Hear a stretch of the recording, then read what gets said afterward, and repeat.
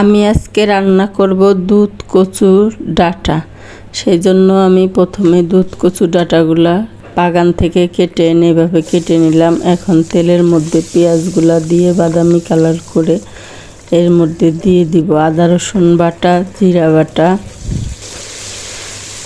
দিয়ে ভালো করে ভেজে নিয়ে একটু পানি দিয়ে দিব। তার মধ্যে দিয়ে দিব লবণ, হলুদ, একটু মরিচের গুঁড়া আর দিয়ে দিব কাঁচামরিচ দিয়ে আর একটু পানি দিয়ে এগুলাকে ভালোভাবে কষিয়ে নেব।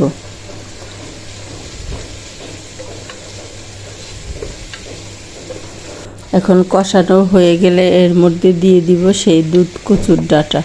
দুধ কচুর ডাঁটাগুলা দিয়ে ভালোভাবে উল্টে পাল্টে নেড়ে কষিয়ে নিব।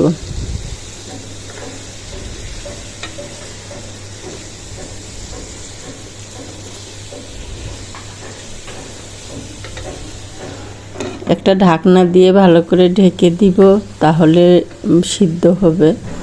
তো আমি ঢাকনা উঠিয়ে আবার নেড়ে চেড়ে একটু পানি দিয়ে দিলাম।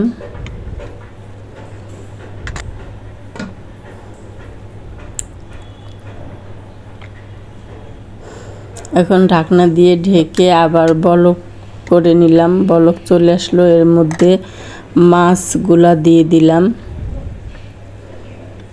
আবার ঢাকনা দিয়ে ঢেকে দিলাম। তরকারিটা আমার প্রায় হয়ে আসছে। দেখেন আমার তরকারিটা সুন্দর মতো হয়ে গেছে। এখন আমি নামিয়ে নিলাম।